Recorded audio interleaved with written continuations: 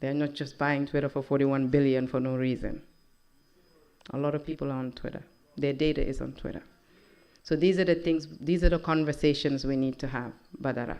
And we need to contextualize this data, this discussion, and bring it down to the grassroots level.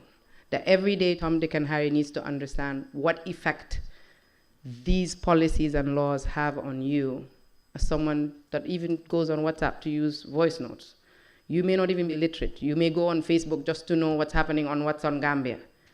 But then something will pop up, and then you'll click, click, click, fill your name, fill your date of birth, and where you live, just to get to that next level of maybe being able to see an advert or whatever it is you're interested in. So these are some of the things that we need to discuss, Badara, and I'm really happy that you're highlighting that.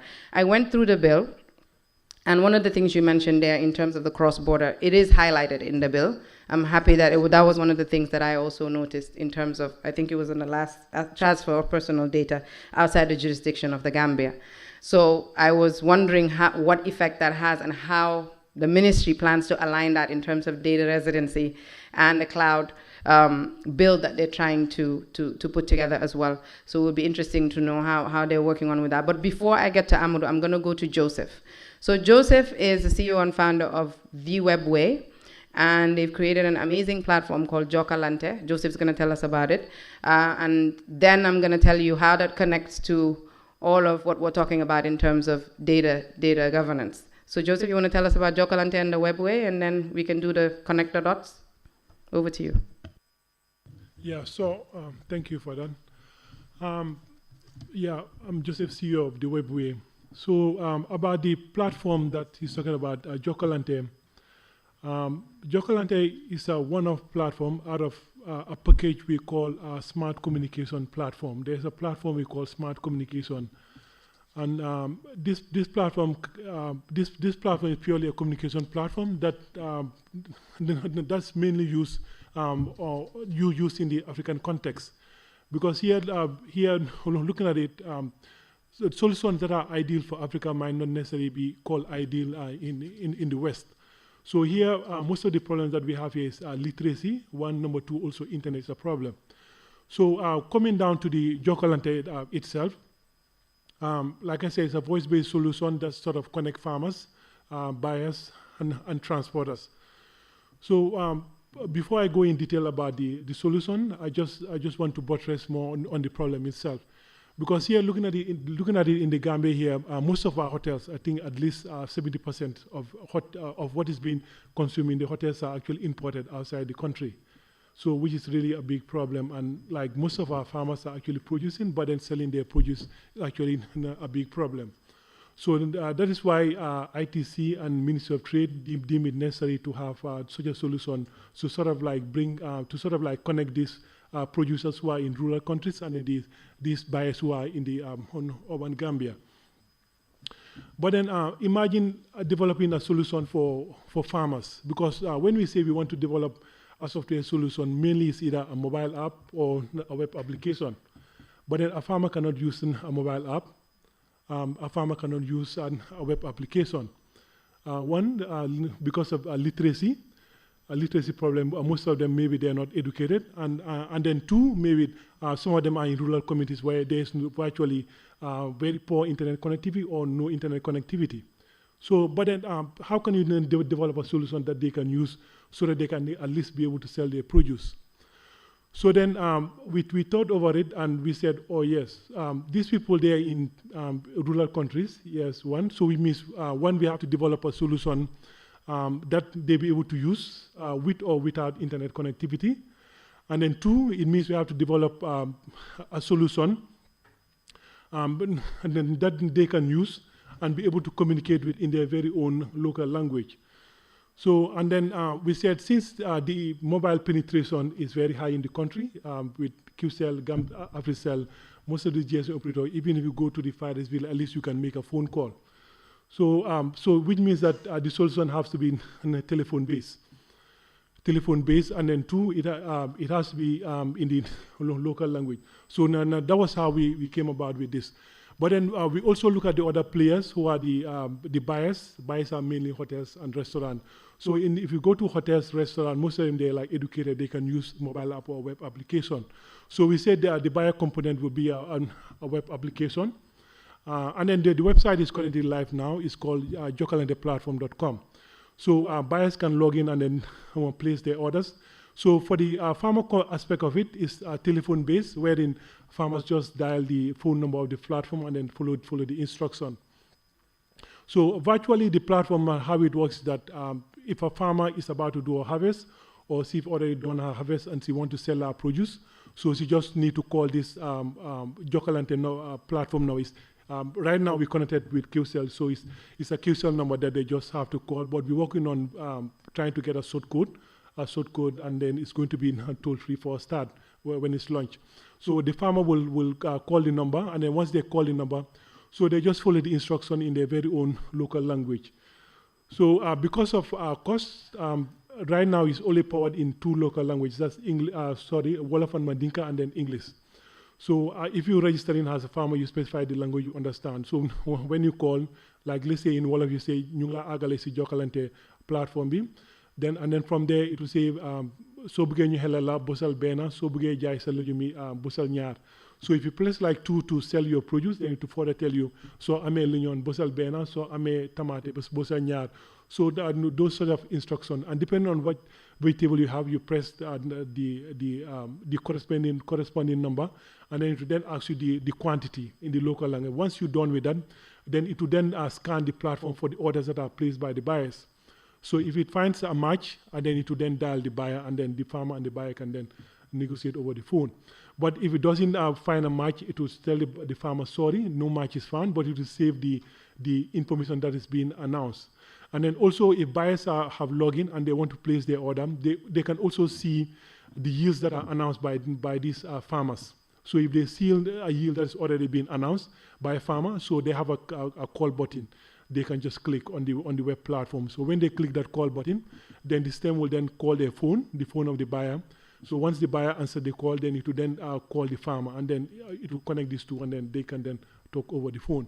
So this is the solution that we've developed for ITC and Ministry of Trade to sort of like bridge the gap between these farmers and buyers, most especially. And also, there's a transporter component wherein after the farmer and the buyer have a deal, then the farmer can then call the platform again, again, and then once he calls the platform, then the system does a scan of all the transporters that are within the region of the farmer, and then it will then call one of them. Then the buyer can then talk to the transporter, so the transporter can then come and pick the produce and then transport it to the hotel.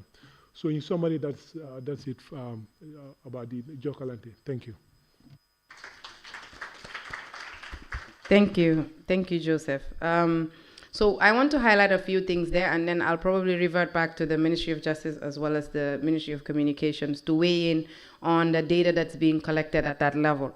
So the Roots project, which is funded by IFAD, I believe, I'm not sure, they're currently working on something similar. They call it the Market Information System. And at the same time, it's working on something similar to what Joseph is doing with Jokalante.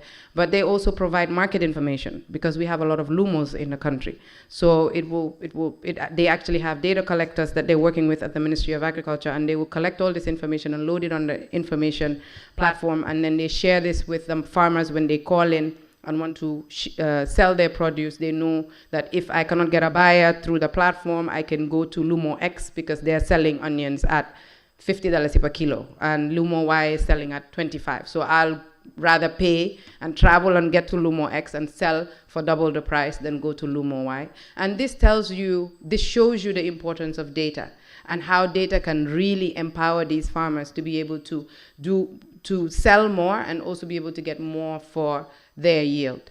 But in terms of the platform, you forgot to mention Awa. And I really like Awa. So tell us about Awa, Joseph. Who is Awa? Yeah, thank you for that. Actually, we did a consultation about the name. We ended up with the name Awa. Our is actually similar to ChatGPT. I think we're talking about AI. So and then also I think during this session that Menge was managing, she talked about us doing a catch up. We're always behind when it comes to this innovative solution. So we are at the web. We've really had interest in AI for quite a long time, but then it requires a lot of investment, a lot of funding to have the things going because let's say with AI it deals with massive data, and especially with the most powerful algorithm. If you want to use those algorithm to develop your AI, you really need massive data.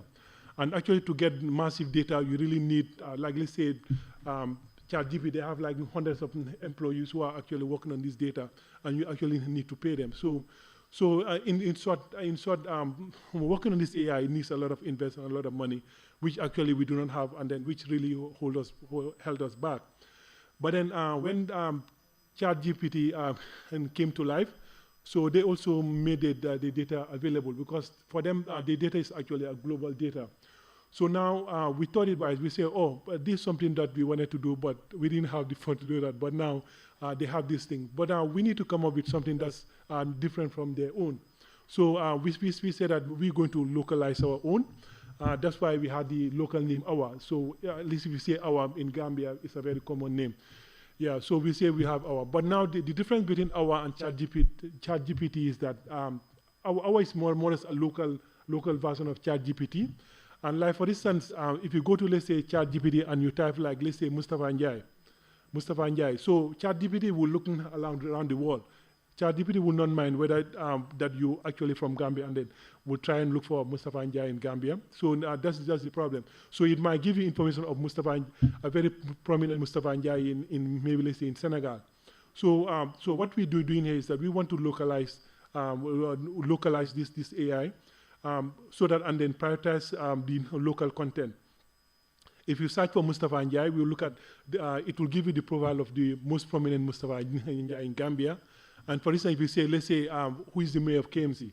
So if you just say KMC, there are a lot of KMC around the world. So ChatGPT will be confused. But let's say if you ask who is the mayor of KMC, then it will tell that it is actually Talib Bensouda. So in short, that is it. So our is more or less a localized version of ChatGPT, and it's sort of prioritizing local content. So as a Gambian, we encourage all Gambians to use our because our is more or less a local version of ChatGPT, and we actually have a team right now, though a small team because this requires a lot of investment. Though we're talking to some stakeholder who can probably maybe support on this. So we already have a small team that's already in the process of getting this local content and then having this local content on board, and then from there later then as of now it's free though. We leave it free so that people can use it and then get to understand it. And at a later point in time, we'll charge like ChatGPT's premium version. They charge about $20, which is roughly like 1,200. But we want to charge way less than that. Maybe nothing more than 500 a month. Thank you.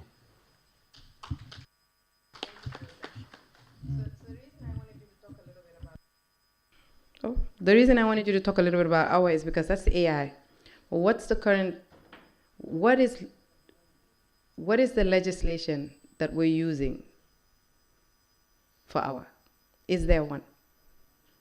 I'm going to float that. Badara shaking his head. I'm going to float that to Amadou and our learned friend. Am I qualified to call you a learned friend? Mr. Sow. We have our, which is from Joseph. We have Fatu, which is from AfriCell. It's also AI bot. We have a few others floating around. What is the legislation that is being used? Is there one? Is there one? I doubt it. So AI these are part of emerging technologies and all, big data and all that. And I think for us, what we are doing is to start with comprehensive feasibility on study, on the pros and cons, and of course come up with a policy direction. Because this is what government does. When you come up with a policy direction, then you see how to legislate some of those things. So I think in a simple text, I'll just say I doubt there is any legislation except our learned council can Yes, yes, but I know it is something that we are taking up very seriously on emerging technologies, IoTs and all those things, and it is part of our activities that we will do this year to have a policy on emerging technologies and IoTs. And my colleague Sering is actually, before he got redesignated to post on telecoms, he was handling that. So obviously now that will fall under the purview of Lang as head of the e-government directorate. Yes, so essentially that is it. Over to you. Thank you, Amadou and Mohammed. Joseph, you want to double in? And I know Badara is itching to say something. Joseph, go ahead, and then Badara. Yeah, I just want to add, I'm not surprised that like even in the US who are very advanced when it comes to technology. So for them also, because AI has been in the scene for quite a long, but at the stage at which it is right now is very advanced, and it's even posing a threat to humanity. So they were actually laws that were there that could sort of control, but like at the advanced level at which it is right now, they have actually no laws. So actually, that's why in the US they actually have to actually put an embargo on the advancement of AI right now, and for months, so that they now try to come up with an independent body that will work towards regulating this. So I think in the Gambian context, I think you can also learn from other countries that are more advanced than us, because they've triggered the process of working on rules or regulation that can govern the use of AI. Thank you. Thank you, Joseph. Badara? Yeah, sometimes don't mind the Americans. They own 80% of the world AI patent, them and China. They've been doing this. I just hope these mics are not bugged to China. But I think overall, I know we're way back compared to developing nations. You know, sometimes when I look at the budget of the country, agriculture, other stuff, ICT, sometimes you want to shout like, do the government even know the importance of information technology, like the investments that are needed in this sector, because it's a serious national development enabler that we should definitely look into. If you look around, the COVID-19 was one manifestation. When it came, everything just went standstill. And then we still continue to do these catch-ups when it comes to technology, because it is happening every day. Just recently, we see how Wave is just disrupting our financial system. They're using technology. They're collecting massive data, and all these tools are now injecting AI into the work that they do. I think government should speed up this effort in coming up with these regulations, because if not, what we do in the Gambia is look at relatable laws which are almost ambiguous, that will not even be relevant, because right now, even when it comes to privacy issues, all the thing that we look at is the ICT Act, which I understand is under review or something. So because knowing that how technology move, within the next few years, the one that you have is obsolete. You cannot use it to regulate some of these things. And I'm glad to hear that they're working on the cloud computing framework, but we should definitely fix the basics that are needed right now, because that is what is going to take us to the next level. Because if not, we're just going to continue to play catch up with these technologies. Who knows, next day we are talking about this one, tomorrow there will be a new one. And then now that we are so interconnected around the world, you cannot just wait and say it's not happening in my country. Something is there in America, the next minute it will affect people in the Gambia. I know as a small country, our weight is not up to a certain level to fight certain things, but we should definitely work hard in solving some of these basics. Thank you, Badara. Amadou, you wanted to come again, and then I'll yeah, thank go you. ahead. So I just want to align with, just taking cue from what Badara just said, especially keeping in view the budgetary allocations. If you look at it, like he said, what comes to ICT is just peanuts. And if you look at what this sector generates to the GDP, it's actually the largest paying this ICT sector is actually the largest taxpayer to the economy. That is AfroCell. Everybody knows that. But what comes back to the ministry is actually peanuts. But the reality is, Gambia as a country is a tax-based economy. We collect those taxes not just for the ICT sector, but for other relevant sectors. One time, the budget director at the time told us, well, you have to kind of, you're competing with, let's say the Minister of Health will tell you this is a matter of life and death. We have people on their sick beds. We have people we have kidney dialysis machines. You have people who need medications.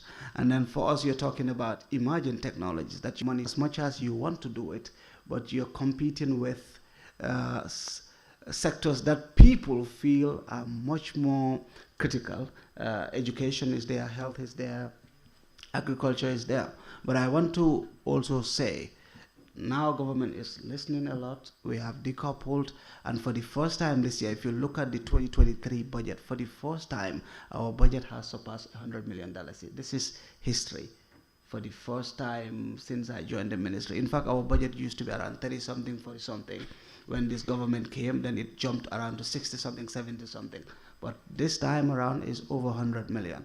And now you have a flagship project which is going to which has a component of connecting digital markets. So I think for us as a ministry, the direction is most of the things we are doing is not actually from the GLF, from government budget. It has actually been donor-driven, in as much as we don't want that to happen.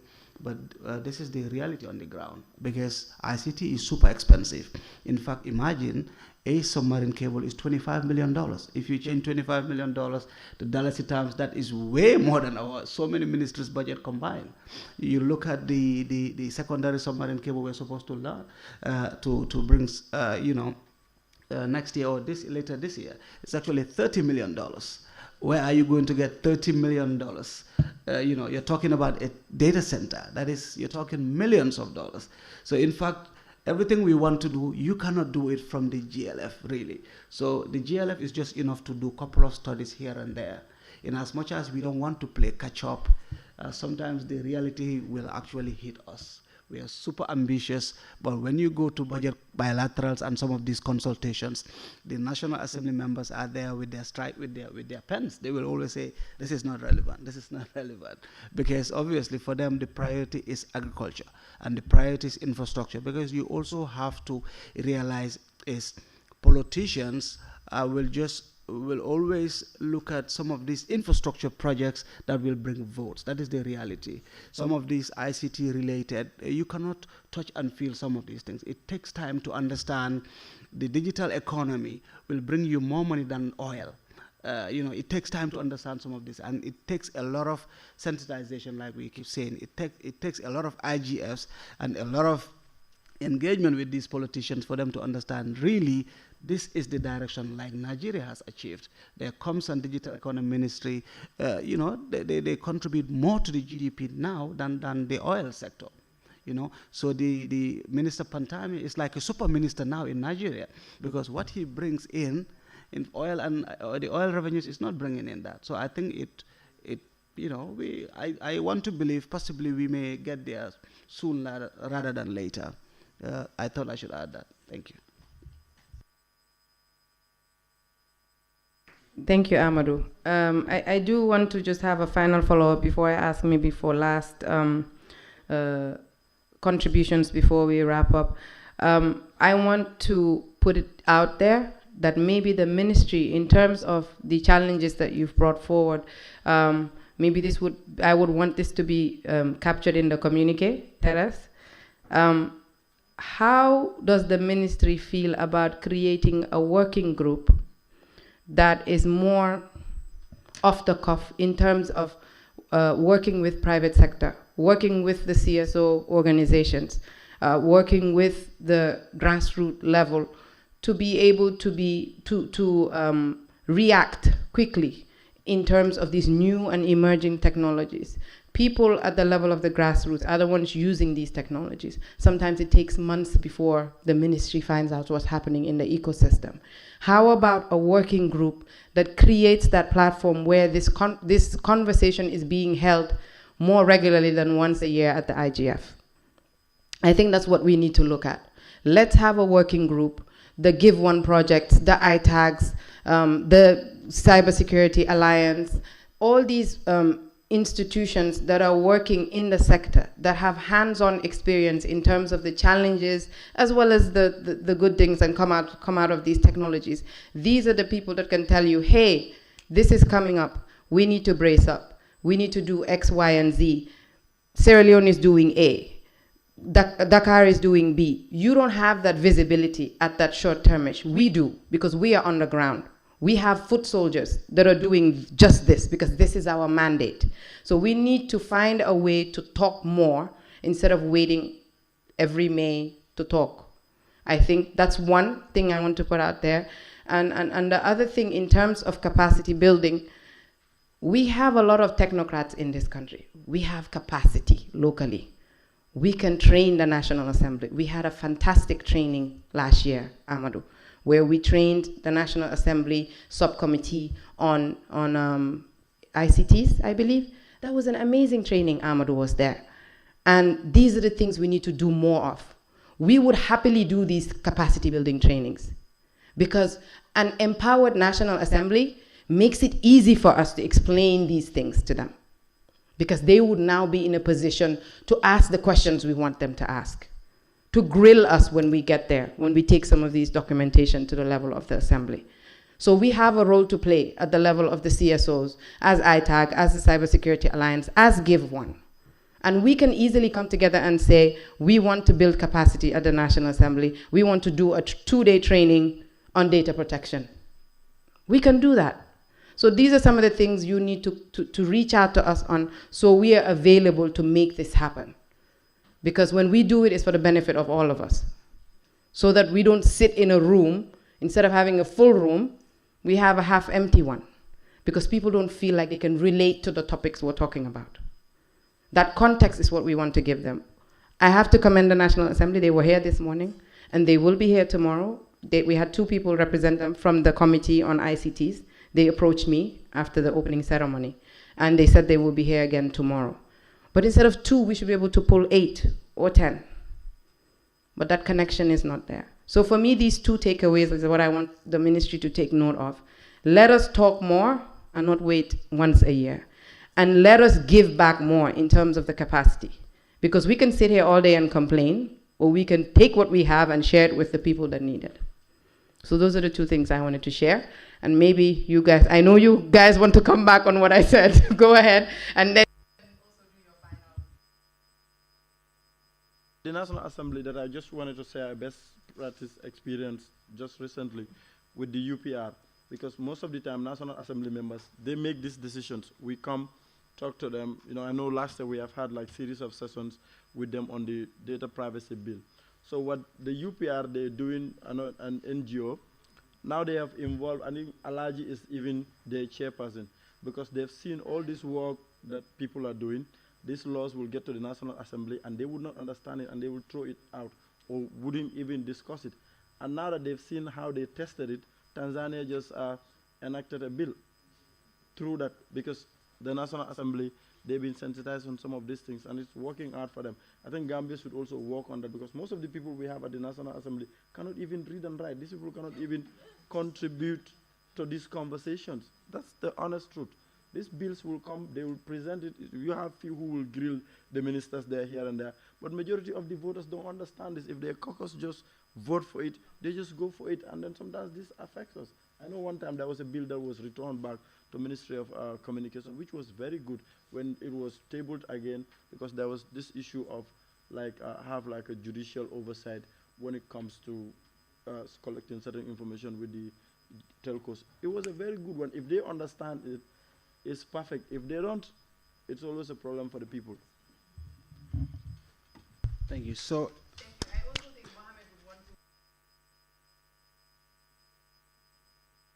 I was just going to say on the consultations, I think this is really wonderful. For us, this is something that we welcome. In fact, if you look at it, sometime last year or thereabout, there was a committee that was established at the ministry on a national backup committee. And the minister at the time identified the private sector to lead that backup committee. So I think for us, we are very, very much aware of the importance of the private sector and of course the civil society. In fact, if you look at the current engagement we are doing with the .gm, we want the 6P to take lead, because as a government, if we put up this fight, obviously at the level of ICANN, they will say, no, this is not government's business. This is the business of the ecosystem, and we want. But sometimes our challenge is, these are business people, and sometimes they're way too busy. So sometimes for us, you cannot wait. You have timelines. You have to, and possibly it's not their core business. So obviously their priority is what brings food on their tables. But with civil society, I quite agree. The consultation needs to happen and the engagement needs to happen. I don't know whether ITAC will spearhead the coordination, or will have on cybersecurity. Of course, we have the Cybersecurity Alliance give one. But if ITAC can coordinate these engagements, really, it is something that we welcome. And of course, also the engagement we wanted to do last time on this donor conference to address this the engagement we were doing with GAMTech. So I think some of those conversations should happen. We couldn't do it last year, but possibly we can try to have some of those things this year, really. But it is something that we really welcome and we feel it's relevant. Thank you. Thank you, Amaru. ITAG will happily.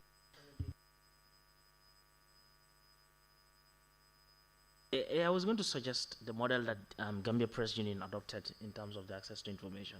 It was pretty much good. I mean, the members of the National Assembly, almost all of them were engaged well before the bill got to them. So they were trained on it. Engagements were happening. Members of the National Assembly they basically understood what the law was about. So when the bill got to them, even some ministers, were convinced before even the bill got to the cabinet. So when it got to both institutions, both the National Assembly and the cabinet, they just gave it an A, and it passed. So there was no difficulty, because they understood what the law is about. They were trained, they were informed. So that is an easy way to buy them out. I mean, Ali said it. Sometimes even send them documents 6 months ago, they don't read, especially a technical document like cybercrime or data protection. They will not appreciate it if they've not been trained on it, if they don't have a background information about how this law should work and why we need the law. So I think probably, you can engage with GPU, because GPU used civil society organizations. And in fact, GPU and those civil society organizations drafted that law, and they presented it to government, and it was accepted. So I think we can borrow the best practices from other organizations to ensure that things move smoothly. Thank you, Mohammed. That's a good tip. So we'll go knocking on Khadija's door. She'll put us in touch with the people at GPU that can help us with this. Oh, great. Fantastic. Thank you, Mohammed. Joseph, maybe you want to have some last words? Yeah, sure. Just to urge my fellow entrepreneurs, because like Amadou mentioned, like let's say in Nigeria, ICT is contributing a lot to their GDP.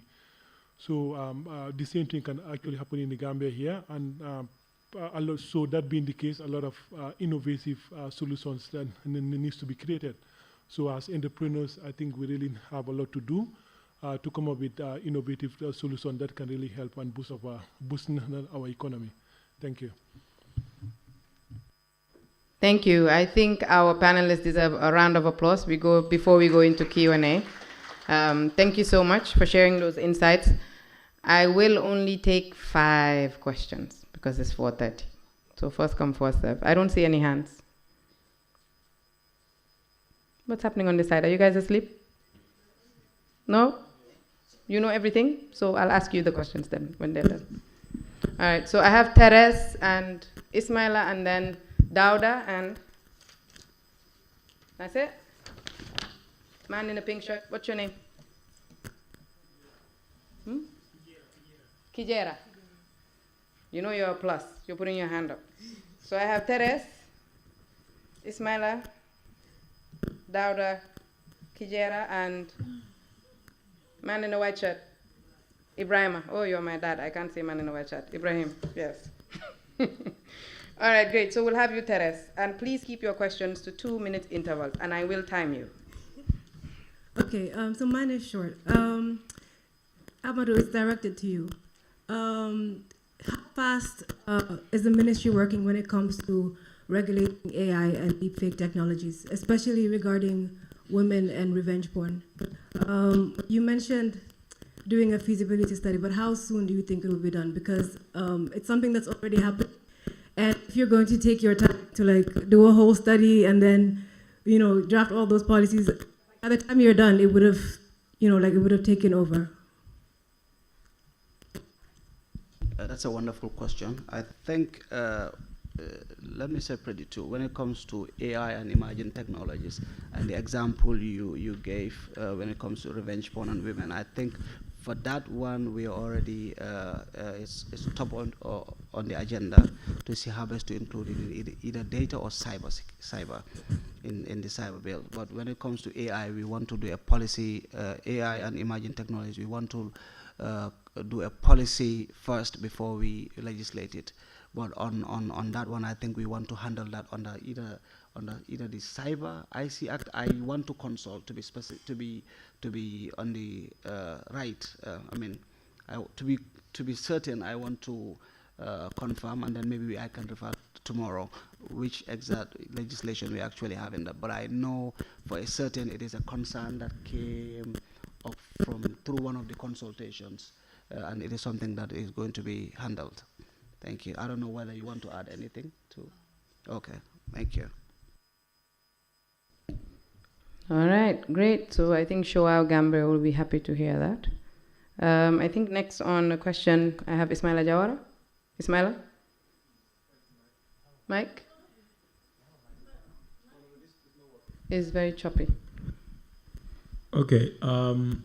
Mine obviously is more of a recommendation and one clarification.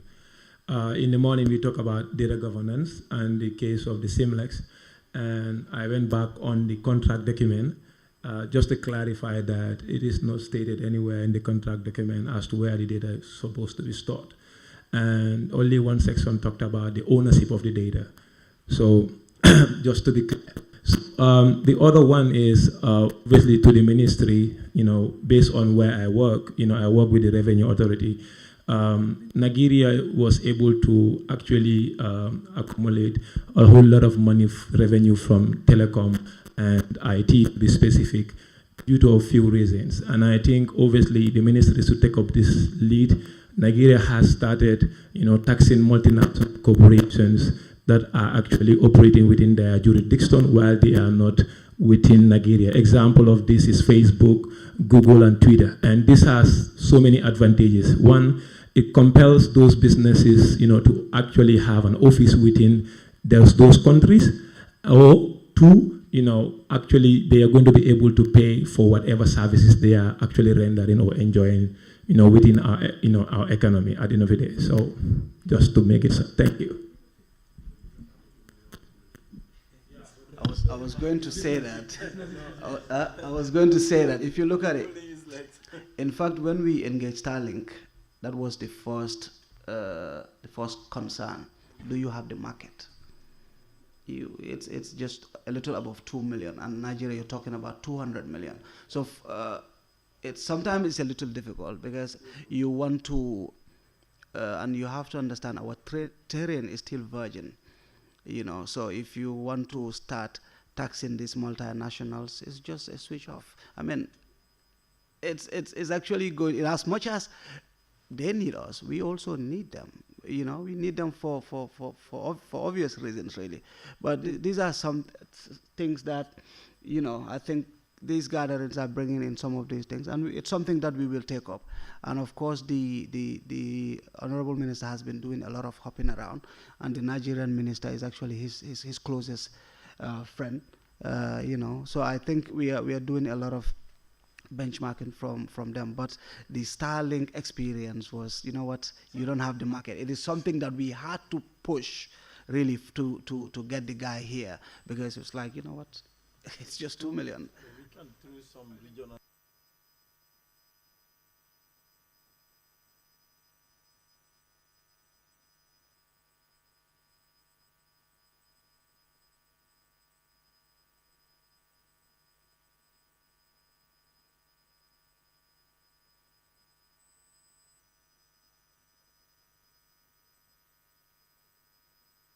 So, but in other countries that, like the Gambia, that are just 2 million less than that, how do we actually compel them to, comply with our regulations? They are bagging on, some of these international corporations and join multilateral, organizations like the WCO, as we have our conference here last week. These are some of these discussions, and I think some way we can be able to tap something. Like Nagida said, I think 5% of whatever you are earning, at the end of the day, based on the data, transmission. So we can say 2%. 2% of what Facebook is earning from Gambia. It's a huge amount of money.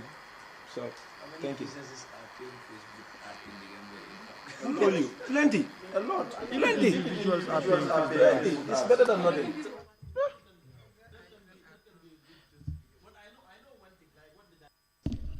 Amadou, you're not on my list. Join the list. Sorry. It's Dauda's turn. Yes, you can join after Ibrahima, my dad, if he allows you to have some of his time. Dauda, please go ahead. Your timer is on. Yeah. Okay, thank you very much, Madam Chair. I guess my question goes to the director of ICT. And then before I ask my question, I guess I would like to commend them or give them a tap on the back for signing up to the Malabo Convention, which is really a plus to the Gambia. Okay, so I guess my question is also based on that actually, because if you look at the Malabo Convention, it has 3 components. The first one being the electronic commerce, then the second one has to do with the data protection and privacy, and then the third is the cyber security. So, but if you look at the 3 components, actually, I guess we have gone a little bit ahead on the second, which is the data privacy and protection, and then the cyber security, because we already have legislation. But my main worry is the one on the e-commerce.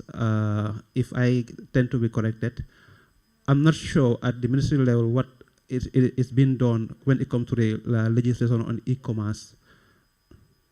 That's my question. And then the other one, just a quick, my opinion on this regulating AI. I guess for me, as someone who is very passionate about education and innovation, I guess we have to be very careful here, because the Gambia, we are very, our innovation ecosystem is at an embryo stage. If we want to regulate AI, I believe we may stifle innovation, and then we have to be very careful.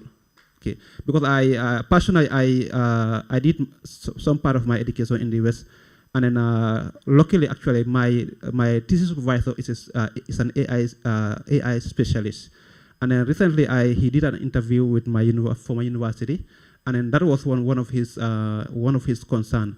And even if you look at it, in Italy they banned ChatGPT, and then that's really bringing up a lot of debates, and we have to be very, very careful. If you look at all these Western countries, none of them has a regulation on AI. They are trying to bring certain guidelines. They still guidelines, but not AI, but not 2 minutes regulation. is up. Okay, but actually that's my point. Actually, thank you very much, Madam Chair. That was the fire alarm. Yes. Sorry, I on the verge scared of you. going Your this way. 2 minutes is up. Amadou, why are you laughing? So I think you're Go very ahead, right when it comes to e-commerce. In fact, I think for the past couple of years at this same gatherings we have the IGF. One of the things that will come out is e-commerce platforms. How do we make sure that we facilitate e-commerce platform? And if you look at it, the third on the priorities of the minister is a robust payment gateway. And then, like I said in the morning, the entire fracas between us and the CBG has to do with a robust payment gateway, because to facilitate effective e-commerce, you need that. Because now what happens is most of these vendors will tell you, I need to use another third party. You'll go on a site, you would want to place your order, but you have to go through a third party to do the payment. And is it even accepting? So we are engaging. We know we have a lot of challenges when it comes to that, but we are engaging. And apart from that, also, I think sometime last month we engaged the fintech, all the fintech, players in the ecosystem. We brought them in for a meeting to see how best do we do we converge? Because we know these are challenges, but as a ministry, if we don't talk to the ecosystem, we wouldn't be able to kind of get the right policies around. You know, of course, government, whatever you do, you have to remember the work of government is actually to have a clear policy directions. Then the private sector can actually implement, or government institutions can implement those policy directions, really. But the direction has to be there. As a country, when it comes to e-commerce, this is what we want to achieve. When it comes to achieving it, we are going to follow these these stipulated guidelines and regulations, really. We are aware, and it is something that is there. So, and then on data protection and cyber, I think we are achieving a lot, but like the conversation we had here earlier, myself and Ismaila here, find a lot of people are actually tapping the ministry. They are commending the ministry, but for us, we feel there is a lot that needs to be done, really. When it comes to policy and regulation, yes, we have done a lot, but really, it shouldn't be business as usual, because the thing is, we are not doing anything. You know, everybody, we are prone to attacks left, right, and center. If you work for GMSAT, you know how vulnerable we are. You know, we have a lot of housekeeping to do, really. You know. Thank you. Thank you, Amadou. So I'm just gonna double back on Dauda. You make a very valid point about stifling innovation. So there's a fine line between ensuring that the regulation is in line, as well as ensuring that you don't over-regulate a specific sector. And I think one of the things we need to look at, I can give an example. I think recently we had a radio that was spewing some abuse, the radio King FM, I think, I'm not sure. And there were some discussions in some groups that I'm in about regulation of media. And there was also discussion on the fine line between regulating the radio itself and regulating the content that is being sent out over the radio.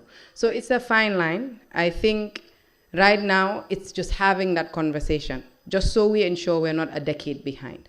We don't sit and wait until it's time to regulate the ecosystem before we start talking about AI. We need to start having that conversation now, then build up to that policy and eventually that bill or that regulation. So I know your concerns, and we CSOs are here to fight for you guys and make sure we protect innovation at all costs.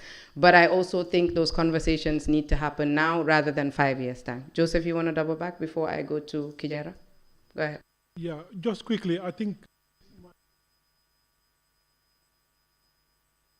avoid a situation wherein, like what is happening right now, with the police, a case is reported, they process it, they do their security, and then give it to the prosecutor unit, and then from there they cannot go further because there's no law.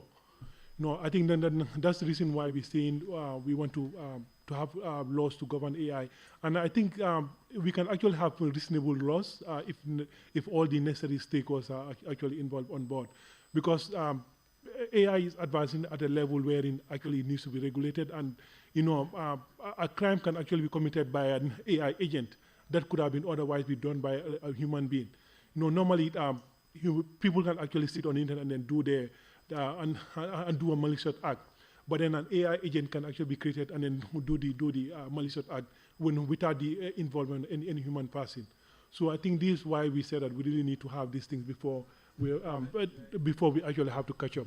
Thanks. Yes, I know very soon the next IGF, I will not write my speech. I will just go to ChatGPT and download one. Kijera, you're next. Okay, thank you very much. I'm indeed glad to be here today. I've been operating a cyber cafe for over a decade now, but unfortunately, I've never been exposed to such an event. But alhamdulillah, today I am here and I've been learning a lot since the beginning. So what I want to know is that the internet governance, what is their stance in issues like internet censors, net neutrality, and of course, online privacy. I want to know their stance on such issues. I think we have quite a few number of people that can answer this question, but I'll try. I think, Kijera, maybe what we'll do is after this session, I'm going to introduce you to the Internet Governance Forum so you can become a member. Wow. Because there are a lot of different tracks at the level of the national internet governance. We also have the regional one, which is called the West Africa IGF. Then we have the continental one, which is the Africa IGF. And then we have the global IGF. So you have like a tier. So the national IGFs happen, and then that feeds into the regional, which feeds into the continental, and then it feeds into the global IGF. And all these things happen once every year. So what I'm going to do is after the session, we can talk. I'm happy to share that with anybody else. We will share the Internet Governance Forum details. You can become members and become active in this ecosystem. We don't have a lot of representation coming from Gambia in terms of the ecosystem, in terms of voicing out some of these challenges that we have locally. So this is something that I would encourage you to have. It's great to have someone asking some of these questions, and I'm happy to do an aside and share this information with you later on. And if anyone else is interested, please join us in Amaru's Corner. All right, thank you. We have an extra hand. Oh, so you guys are awake now. Ibrahima, my dad, please, you have the floor. Thank you very much. So I just want to bring in a child protection perspective here, because traditionally child right issues in the Gambia are marriages, FGMs and stuff. But recently cyberbullying, grooming has become an emerging child right issue in the country that we need to face with. And I've heard somebody say that now on the internet you could use algorithms, if that is the right word, to influence the way children behave. And someone just made mention of maybe using a chatbot or an AI agent, to communicate.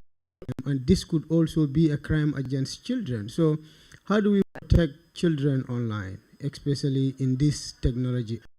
So that's what I want to ask, and then probably the experts in here could throw in their weight on that particular subject.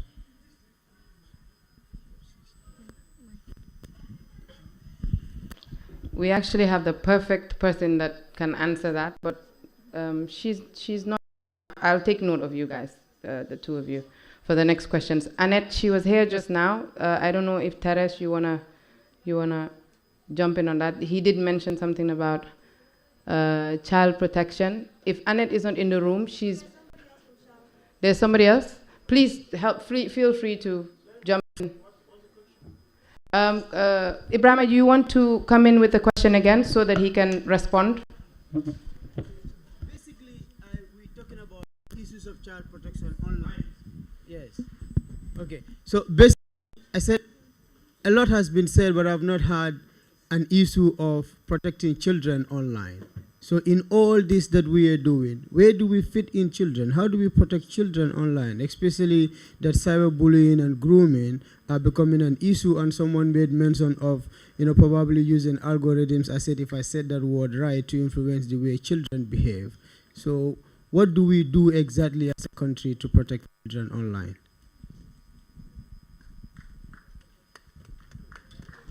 That's a very good question. I think the CPA are here. Teres, you are from CPA.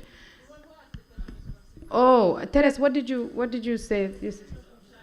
Shao Gambia, yes. If we have Shao Gambia to please come in and answer that question, that would be great. And please tell us what Shao does as well, so that people know what you do. Good afternoon, everyone. As an organization, what we normally do is to educate young ones on internet usage, how to keep themselves safe when using the internet. Because we all know that when you come to the cyberspace, there is no one who is 100% safe. But as the saying goes, prevention is better than cure. These are what we normally train people on, how to behave online. Most of the time, your behavior, the way you normally behave offline should apply to when you are online. You should not behave anyhow you feel like, because no one can protect you better than you can protect yourself. Then these things start from you personally. The things that you don't want people to see in the long run, or the things that you don't want your parents to see, or the things that you don't want to see when you're getting age, don't put them online. So these are the kind of things that we normally train young ones on, how to behave online as an organization. But looking at last time we had a discussion on this thing, we believe that the government should find measures in order to control the usage of internet, because we know that these are open source platform that each and everyone come with different motive to do different things that they want. Like I might go there to make research, but the other one sitting at Djibouti might go there to hack me or to deformate my character. So everything like begins from the individual, him or herself, that you should behave, or your behaviors offline should apply to when using the space. And the other thing is that when you're having your kids passionately, you should observe, or you should be monitoring them, what they do online. But you cannot just give them a telephone or a mobile. You provide internet for them. Whatever they do, you don't know. You just leave them like that. It is very important to monitor your kids on what they do. If you know that you cannot, or you don't know some of these things that they do, it is very important, like to ask people on some of the sites that you know that my kids should not visit them, or some of the sites that your kids are visiting, are they necessary or are they good for them? So these are fundamental points. As an organization, that's what we normally do. We train people. Normally we have what we call cohort training, where we are on our 4th cohort training people on digital safety and internet safety as well, how to keep themselves. So it is very fundamental for each and everyone. My advice is that you protect yourself better than anyone can protect you. So the protection starts from you. When you are in the internet, know how you behave, know what to put there. Because as far as the content is with you, at that time, you can change anything that you want to change. But immediately you press the send button, you cannot control it. Within seconds, millions of people will have access to what you put in. If you say that, let me delete it so that it goes out of the internet, how many thousands of people have the screenshot? How many thousands of people have that into your telephone? So you protect yourself better than others can protect you. Thank you, Shoa Gambia. I also want to maybe throw the question back to the panel. I don't know whether if the Ministry of Justice has anything they want to weigh in on in terms of laws protecting children online. I think that's probably where more of where his question was going. We do have the private sector angle from Shoa Gambia, but do we have the public sector angle? Badra, you want to come in?